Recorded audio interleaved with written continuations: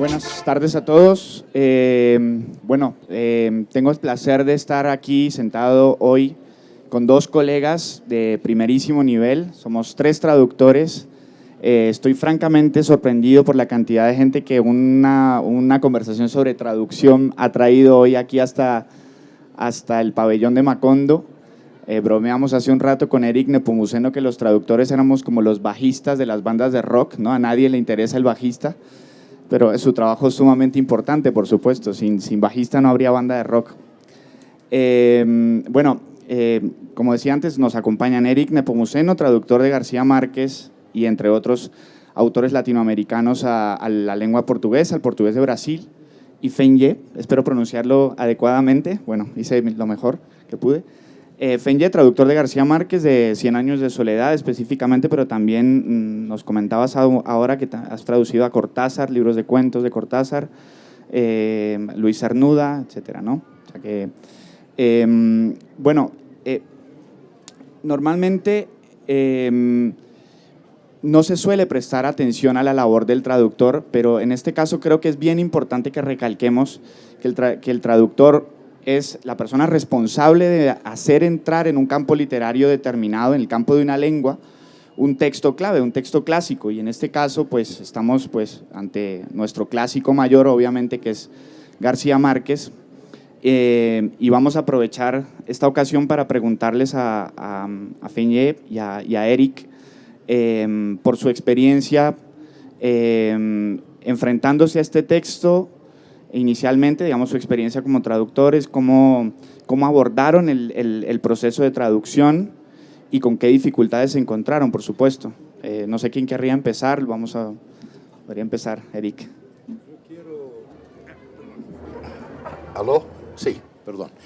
Yo quiero empezar, Juan, haciendo una pequeña corrección. Yo no soy traductor.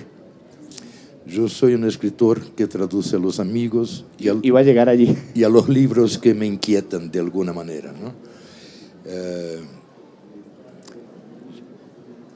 La traducción para mí es una de las vertientes de mi oficio. Mi oficio es la palabra.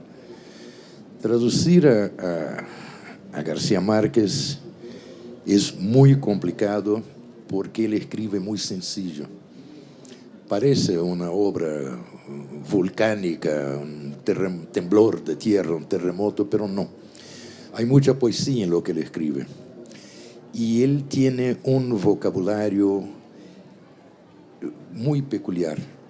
Yo quiero aclararte que no cumplo absolutamente ninguna de las reglas del bien traducir. Por ejemplo, yo nunca leo antes del libro. Yo lo leo mientras lo traduzco. Yo creo que traducir es mirar el paisaje desde adentro y no desde la ventanilla del tren, ¿no? Y entonces, entrar en el texto del Gabo es algo que te requiere escuchar voces. La mejor manera, por ejemplo, cuando yo traduje Vivir para contarla, yo no daba con el tono, me parecía frío. Entonces yo recordé la voz del Gabo en la mesa de la cocina de su casa contándome cosas. Y ahí la traducción fluyó. La memoria de mis putas tristes, hay, no sé cómo se dice en castellano, un cacófato, que es un sonido en la primera línea. Yo tardé, creo que unos 15 días buscando versiones de la primera línea. Quedó con el cacófato. Y así trabajo yo. No es recomendable. ¿En tu caso, Fen? Sí.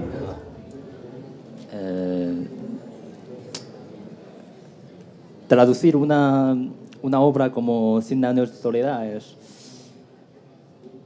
suma felicidad para un lector, pero es masoquismo total para un traductor, yo diría. Más que una vez me preguntaron, ¿no? ¿Cuál es la parte más difícil en la traducción?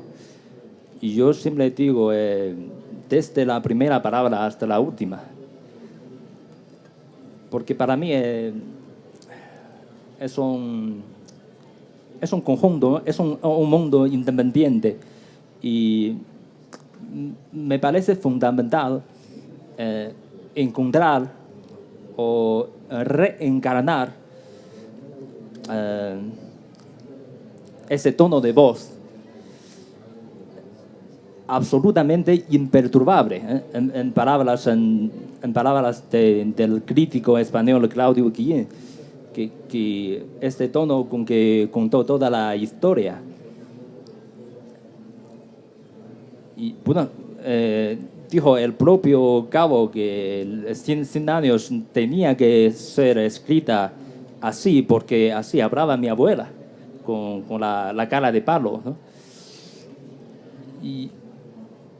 Y estoy convencido de que si consiguiera encontrar este dono, ya casi tendría casi garantizado el éxito.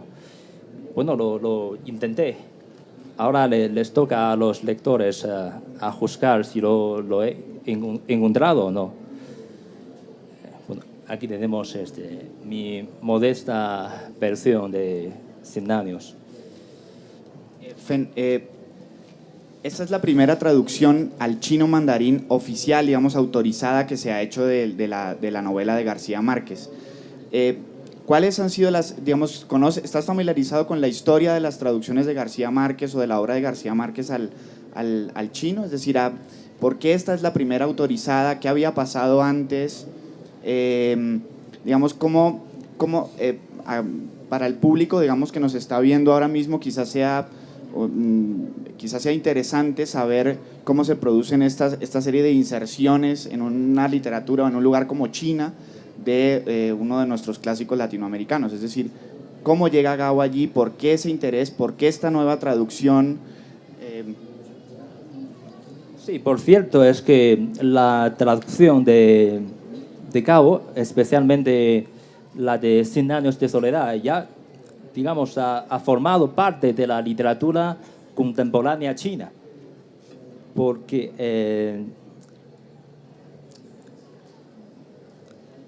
hoy en día todavía hay muchos testigos que guardan cierta nostalgia por los años 80, esa época, esa, digamos, edad de oro, cuando tradujeron no solo a Cabo, sino también a otros autores latinoamericanos, Rulfo Borges, Carpentier, Asturias. Pero todo eso se debe a una noticia, ¿no? El invierno del 1982, ¿no? Que la llegada de la noticia de que un colombiano ganó el Premio Nobel de Literatura. Es como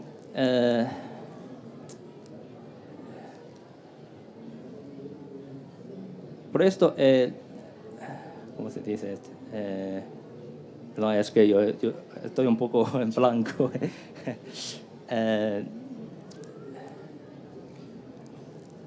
Bueno, según lo que dijo un crítico chino, esto como si un compadre del mismo pueblo hubiera convertido en millonario, porque para los chinos de entonces un escritor latinoamericano es también del tercer mundo como nosotros.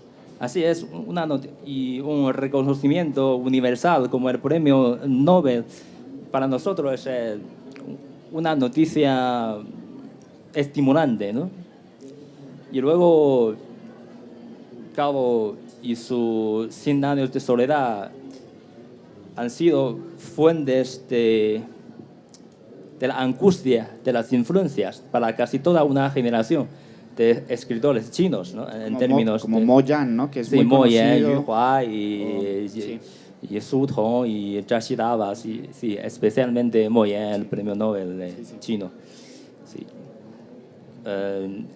El año, hace 4 años, en la presentación de mi versión de 100 años, tuve la oportunidad de escuchar al propio Moye hablando de su experiencia, ¿no? Que caramba, dijo Moye, esta fue la primera palabra que se me escapó de la boca al leer las primeras líneas de 100 años, muchos años después. La novela también se escribe así. Y eso liga muy bien con lo que nos estaba contando Eric hace un rato, de esta especie de aproximación a la traducción que obviamente no tiene que ver solamente como con unos rigores técnicos que puede parecer una cosa como casi informática, ¿no? No, sino que tiene que ver precisamente como con la manera en que nos dejamos afectar por una lengua extranjera y cómo esa manera de dejarnos afectar por la lengua extranjera empieza a influir en nuestra propia lengua, ¿no? Empieza a afectar la propia lengua, empieza a transformarla desde dentro.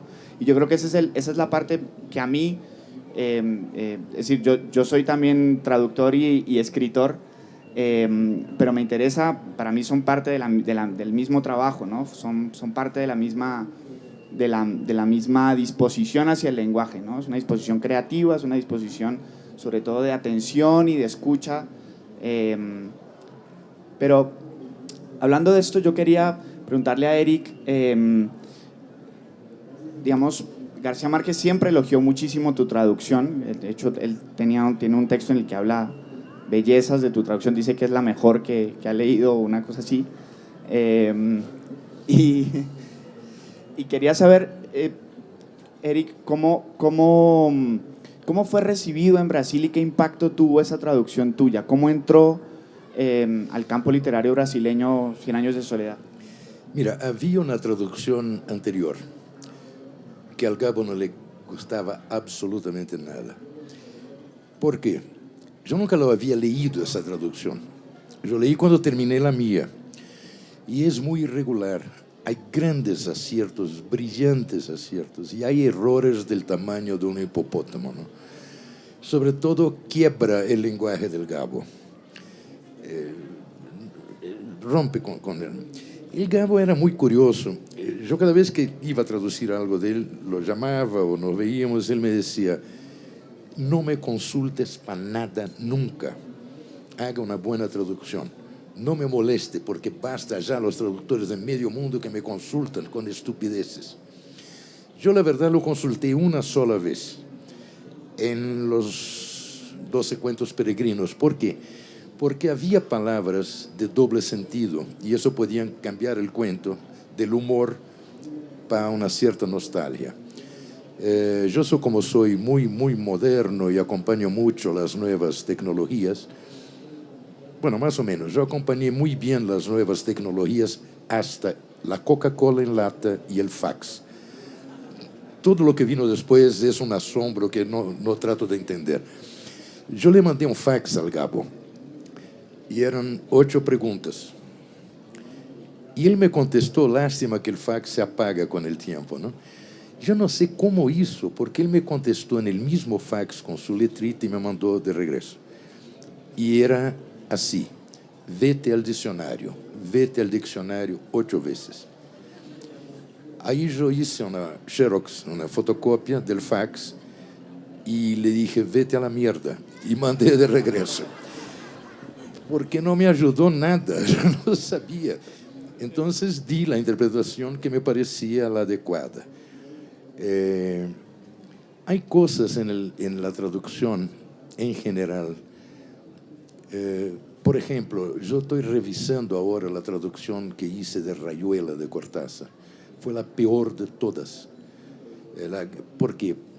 Yo solo logré traducir ese libro escuchando a Astor Piazzolla, porque hay una mezcla de tango y jazz en Cortázar, ¿no? Entonces yo no aguanto más escuchar a Astor Piazzolla, porque fueron como 4 años escuchándolo mientras traducía. ¡Qué tortura! No, una dulce tortura, ¿no? Con el Gabo la cuestión era la cosa poética. Para hacer esa traducción de 100 años de soledad yo tuve que olvidar el libro. Lo olvidé totalmente. Y descubrí un otro libro, Por ejemplo, hay una carga de erotismo que yo no me había percatado en mis lecturas anteriores. Hay una tristeza. El Gabo era muy triste, ¿no? Entonces, la única manera es esa, es de acercarse al autor. Yo creo que para traducir no basta con conocer el idioma. Tú tienes que conocer el mundo, porque el humor de un colombiano es distinto del humor de un guatemalteco o de un mexicano, ¿no? O sea, y también el mal humor. Entonces, como por suerte yo desde muy joven circulo por América Latina, entonces el oído se acostumbró con eso, ¿no? De las traducciones todas, el primer libro que yo traduje del Gabo era un libro periodístico, La aventura de Miguel Litín, clandestino en Chile. Lo hice, bueno. El segundo fueron los cuentos. Y ahí hay una cosa curiosa. En un día de agosto del 81, yo en esa época trabajaba como periodista, yo estaba volviendo de Centroamérica, de Panamá, y Mercedes me llamó diciendo, mira, el Gabo está en cama, tiene una gripe, pero quiere hablarte con urgencia. Yo agarré el coche, fui a casa, me llevaron al cuarto del Gabo en pijamas, y él tenía efectivamente una gripe muy fuerte y quería saber todo de los funerales de Omar Torrijos. Me hizo contar 20 veces. Luego yo lo oí contando en televisión como si él tuviera estado allí, ¿no? Era un gran reportero. Cuando terminó la conversación, él hizo subir whisky con la exquisita excusa que es un gran combatiente de la gripe. Y mientras tomábamos whisky, él me tiró unos papeles y dijo, para que aprendas a escribir, lee eso. Y yo leí, y era un cuento que se llama El rastro de tu sangre en la nieve, que es de los cuentos de amor más lindos de décadas, ¿no? Él siempre me hablaba de ese libro de cuentos que tardó años en escribir. Cuando el libro salió, yo llamé a la editorial en Brasil y dije, yo quiero traducir ese libro. Y me dijeron, no, ya tenemos un traductor. Yo dije, bueno, ok, hay un cuento que yo quiero traducir. Ese cuento es mío, yo lo traduzco, gratis, no me paguen, yo voy a traducir el cuento. Dijeron, no, no puede ser. Aí eu hice uma coisa muito feia, muito feia. Eu chamei a Carmen Balcells em Barcelona, que essa amiga minha foi minha agente. Eu dije, mira, Carmen, necessito um favor. Llamar al dueño del editorial y dile que ese cuento lo tradujo yo, gratis. Bueno, con muy mal humor, el dueño del editorial, que hoy es mi editor, me dijo, jugaste muy sucio. Yo dije, claro. Valía la pena. Claro, el cuento era mío, ¿no? Fue el primer libro de ficción del Gabo que yo traduje, de ahí las dudas esas, y fue mi primer premio de traductor, ¿no? Y a partir de ahí fue más o menos natural ir traduciendo todo el resto hasta llegar a lo que para mí fue la mayor emoción en 8, 9 libros del Gabo, que es la última página del Vivir para contarla. Porque es muy raro declarar esa clase de amor a la mujer que está contigo hace 40 y tantos años, ¿no? Es de una belleza. Me emociona recordarlo. Ese día yo llamé al Gabo y le dije, mira, nunca más, ¿no? Porque me clavaste, me aplastaste, me hiciste llorar por la madrugada, desperté a Marta, que es mi mujer, fue un lío en mi casa, tú te metiste en mi casa. Y él se rió mucho, ¿no? Él siempre decía que nosotros dos teníamos matrimonios parlamentaristas, que éramos jefes de Estado y Mercedes y Marta jefes de gobierno. Entonces yo cuando le dije, mira, a Marta, ¿no? Me hiciste despertar a Marta. Bueno, entonces nunca es una relación profesional la mía de traductor.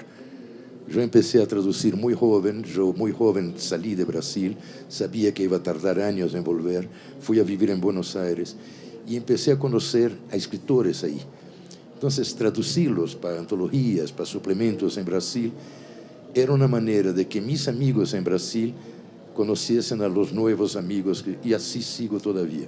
Así sigo, yo traduzco por afecto.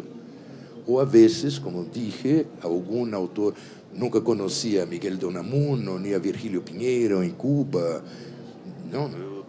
Pero eran libros que me despertaban. Quiero contar una broma y luego escuchemos a Fen.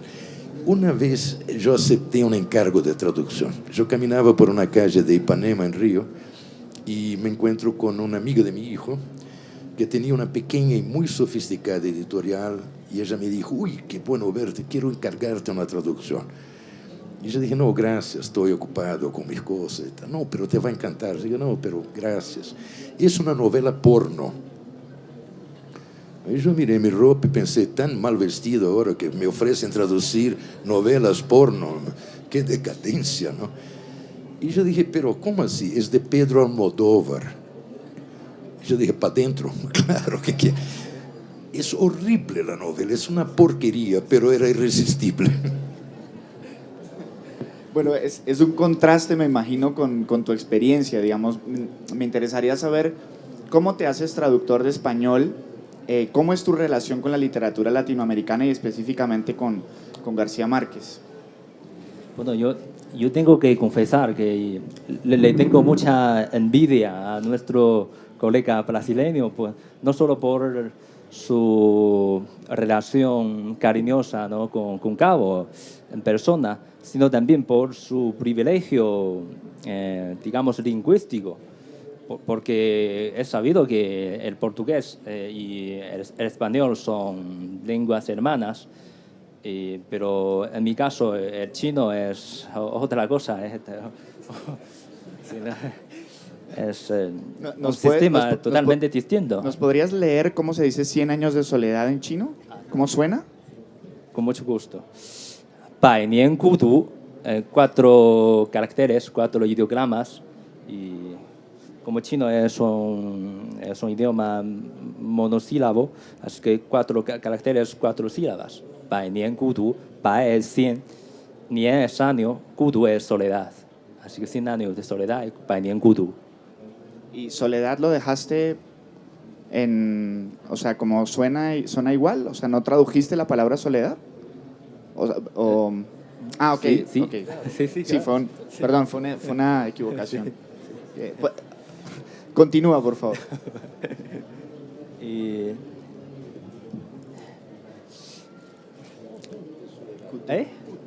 Kudu, sí, kudu. Bueno, tenemos 4 tonos. Ku, kudu. Ku es primer tono y tu es segundo. Es que hay tantas cosas son, digamos, desconocidas, ¿no?, para los lectores chinos, incluso para mí también.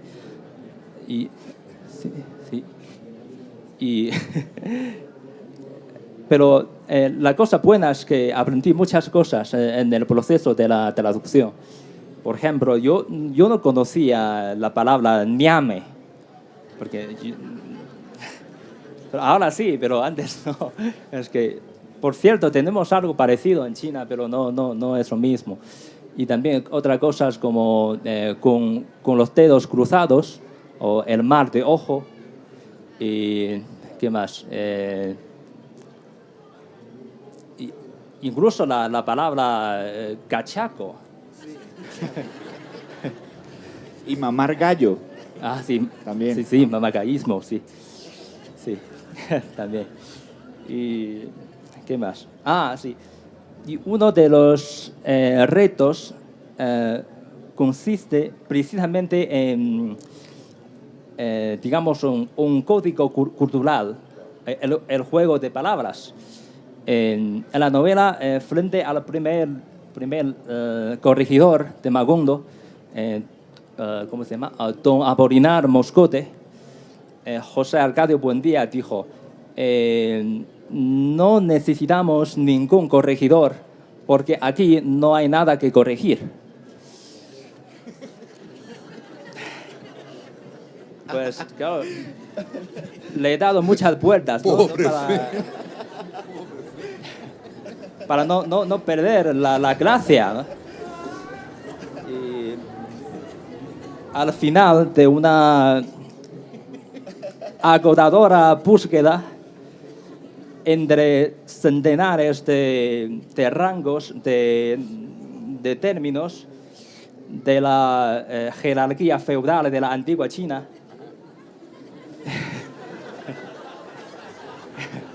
encontré una palabra que es Li Zheng. Se trata de un término arcaico que designaba un rango, un cargo de rango bajo, jefe administrativo de un pueblo, porque Li significa aldea, pueblo, y Zheng es correcto o corregir. Así que Li Zheng, corregidor, eureka.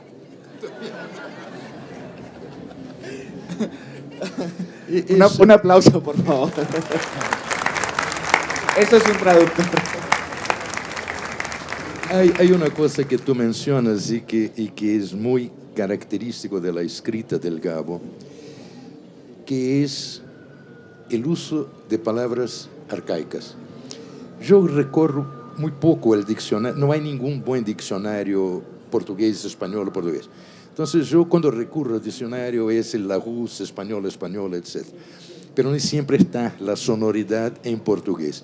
Y me di cuenta, buscando en diccionarios brasileños, palabras exactamente iguales a las del castellano, con la observación arcaico, ¿no? Y ahí mantiene la sonoridad. Incluso cuando descubrí eso, me ahorré mucho trabajo, porque ahora voy directo al diccionario brasileño, cuando es el Gabo, ¿no? ¿Tú qué pusiste en corregidor? Corregidor, Corregidor. no, sí. No, es decir, hay una similitud de puestos y cargos en Brasil, ¿no? Ahora, también hay una gran dificultad, porque el idioma castellano es parecido al brasileño, y eso facilita la existencia de traducciones criminales, porque la gente cree que sabe castellano. La primera vez que yo escuché en mi vida la palabra exquisito fue un joven músico argentino que fue a comer en nuestra casa en Brasil y dijo, la comida está exquisita. Exquisito en Brasil quiere decir raro, extraño, ¿no? Y yo lo quedé mirando y decía, me parecía tan buen tipo, ¿no? Entonces hay peligros muchísimos. Falsos amigos. Los falsos amigos. Falsos amigos. Pero yo quería volver al tema, digamos, de la influencia. ¿Cómo la viste tú desde tu perspectiva de traductor, la influencia de tus traducciones en el campo literario brasileño? Es decir, ¿qué impacto tuvieron? ¿Cómo se recibieron esos textos? Mira, Juan, yo tengo por costumbre no leer críticas, ¿no? Primero que prefiero la palabra de los amigos, ¿no? Si hay elogios, está bien. Y si hay críticas, yo me voy a aburrir, ¿no? De hecho, yo no sé decirte. Mira, traduje como 80 libros, ¿no? Muchos autores llegaron a Brasil por mí. Galeano, por ejemplo, fue el primero que yo traduje en mi vida, ¿no? Nadie sabía quién era en Brasil. Traduje los cuentos, yo traduje todos los libros de él, excepto Las venas abiertas de América Latina. Todos los demás yo traduje. Era el único autor a quien yo consultaba, por dos motivos. Él conocía perfectamente bien el portugués. Le encantaba, al contrario del Gabo, negociar conmigo cada palabra. Cuando el mundo era civilizado, nos reuníamos en cafés donde se podía fumar, mirar a las chicas, etc. Luego, con esa cuestión de internet, la discusión perdió la gracia, pero hasta el final, negociando cada palabra. Entonces, él conocía muy bien portugués. Segundo, él era mi hermano mayor. Yo le tenía pánico, ¿no? Él me regañaba todo el tiempo. Todo lo que yo escribía le mandaba antes de mandar al editor. Con los demás, no. Es muy complicado para mí decir qué impacto, porque sería mucha pretensión. Pregúntale a mi mamá, que te dirá que soy un genio de la raza humana, y está bien. Y en el caso tuyo, en caso chino, ¿cómo se recibió el libro? Digamos, hubo sé que es reciente además, pero... Este libro, mi modesta versión, en mi país se ha vendido más de 3 millones de ejemplares. Lo que pasa es que me pagaron de una vez, así que ya no tienen...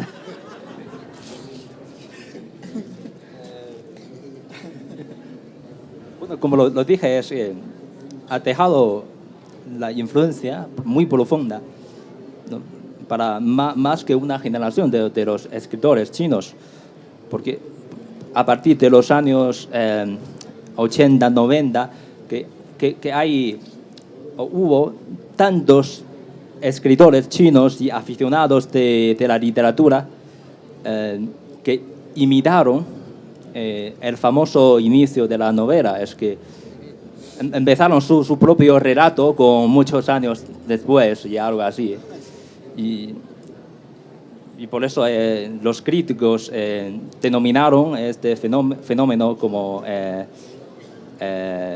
gramática de 100 años.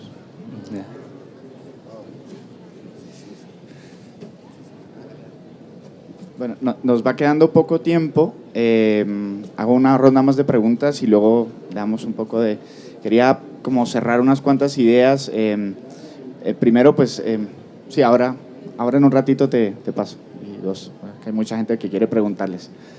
Pero bueno, no, para cerrar sencillamente que de verdad pocas veces tenemos oportunidad de tener como a los que abren la puerta de un clásico a otro idioma, algunos muy remotos, idiomas muy remotos, otros idiomas más bien hermanos.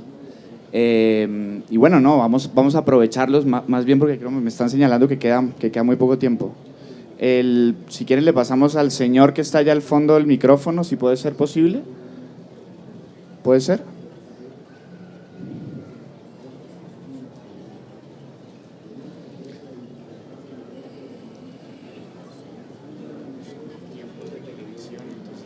Sí, la pregunta es para Eric. Soy un profundo conocedor de la literatura de su paisano Rubén Fonseca. Hay una novela de un personaje que es Guedes en Busto y Spallanzani que aplica un diccionario que se llama Aurelio. Todo esto para preguntarle si usted acudió al diccionario Aurelio para la traducción de García Márquez. Exactamente. Gracias. El señor allí.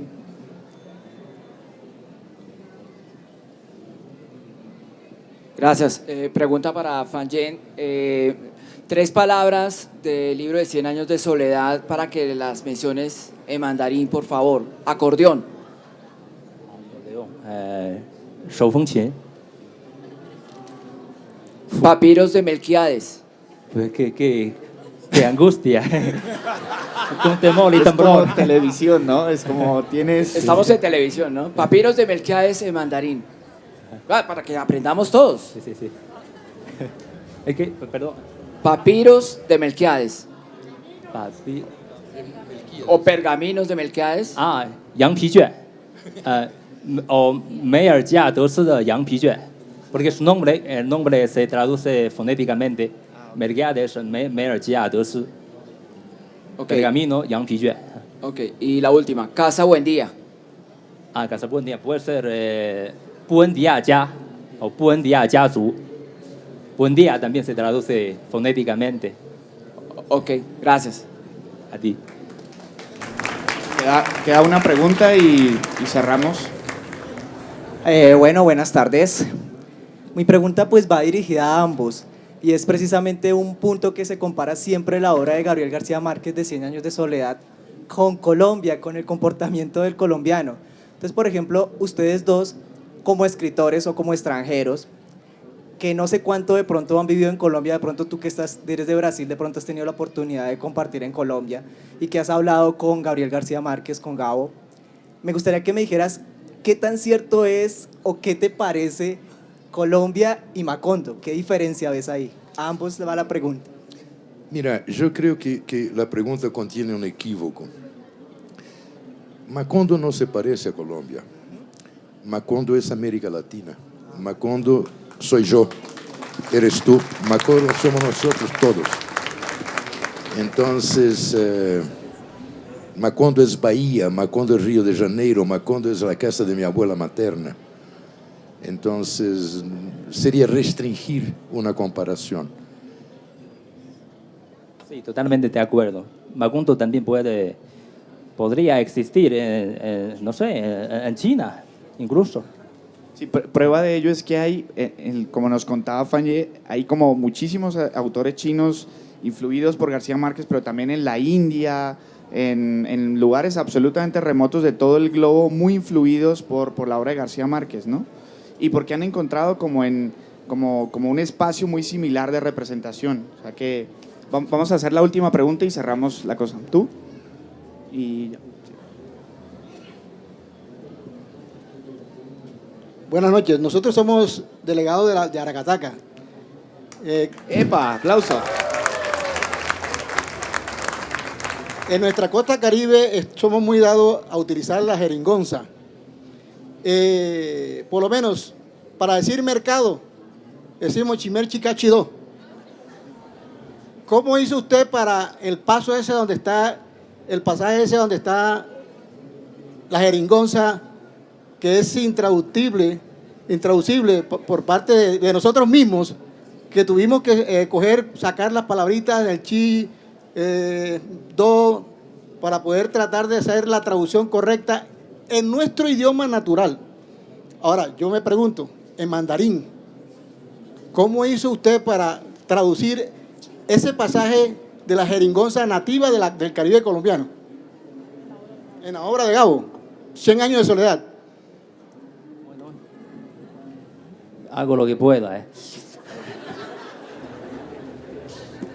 Por cierto, es que la traducción lo hice en el año 2010 y mi visita a Aracataca fue el año pasado. Sí, también abril, en vacaciones de Semana Santa, ¿no? Y también me preguntaron, ¿no?, que si ahora voy a volver a hacer la traducción, ¿qué sucedería, ¿no? Pero yo digo que sería algo distinto, pero no necesariamente mejor.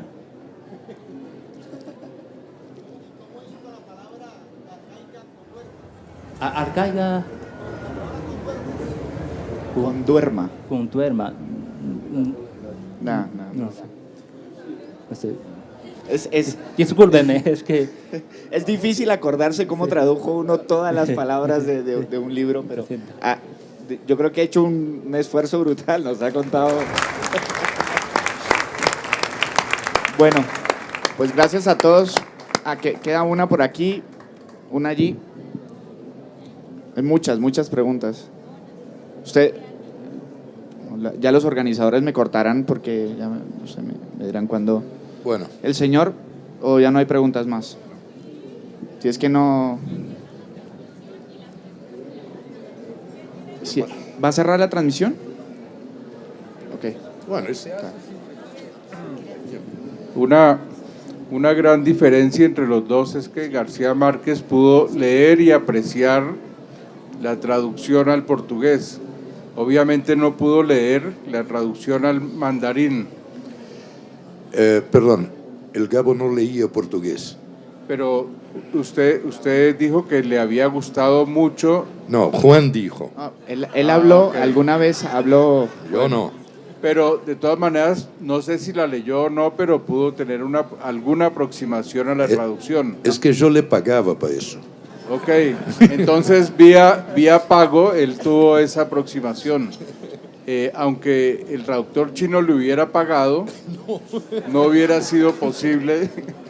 Entonces yo quería saber si qué eco tuvo Gabriel García Márquez de la traducción al chino, por críticos, por amigos, por algún lector que le hubiera podido dar alguna opinión sobre su traducción.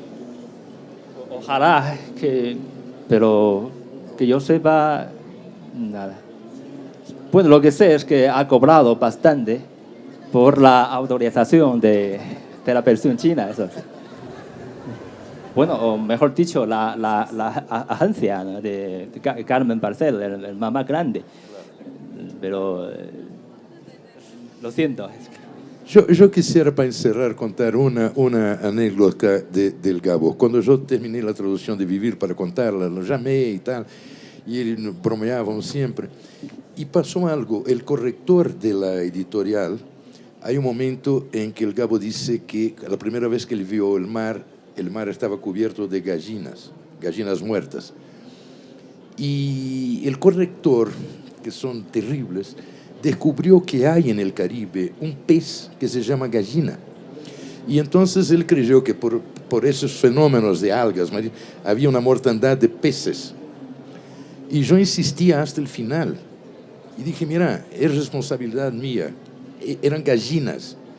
Ahí cuando le conté eso al Gabo, le dije, ahora confírmame si era la gallina, la esposa del gallo, la mamá del pollo, ¿no? Y él me dijo, ¿sabes que el corrector tenía razón? Y yo dije, no, Gabo, me clava, me matas. No en eso. Es que no era un mar cubierto de gallinas, había 5 o 6. Yo soy muy mentiroso. Y fue a ver, y luego me llamó, y hay un pez gallina. Y ahí, hablando otras cosas del libro, yo le pregunté, ¿y qué son los cuadernos de Calella? Calella es una ciudad de la costa catalana. El Gabo vivió muchos años en Barcelona. Él dijo, no, eso no está en el libro. Yo dije, claro que está. No está.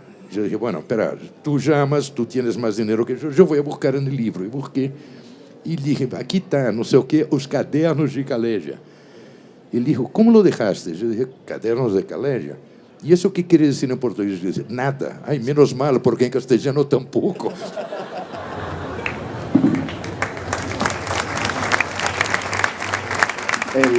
Allá arriba, por favor, el micrófono para una pregunta.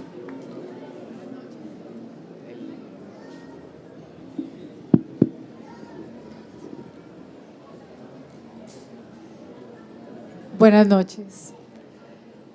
Para ustedes mi pregunta. Usted dice que conoció Aracataca hasta el 2010. Antes de hacer la traducción y bueno, cuando tuvo la oportunidad de leer la novela, ¿cómo se imaginó usted su Macondo? ¿Cómo era su Macondo en su mente antes de viajar y conocer? Obviamente la novela es descriptiva, pero yo pienso que uno se hace una imagen mental, bueno, incluso el que está muy lejos de estas tierras. Entonces, ¿cómo era? ¿Cómo se lo imaginaba usted antes del 2010? Pobre Fel, lo estamos matando todos con las preguntas. Bueno, es que para mí más bien Macondo es una fábula. Es un lugar que no existe en ninguna parte del mundo. O sea, puede existir en cualquier parte del mundo. Porque muchos lectores chinos me comentaron que al leer esta novela, lo que encontraron no es nada exótico, sino algo familiar. Porque hay tantas cosas como la gran familia grande, o bueno, incluso las cosas malas, guerra civil, invasión extranjera, todo eso, digamos, otra versión de la historia contemporánea china. Por eso digo, bueno, he recorrido un largo camino para llegar a este pabellón de Macondo, 30 horas en camino, pero en realidad estamos lejos, pero en realidad no tan lejos como se imagina, porque tenemos la literatura que nos acerca.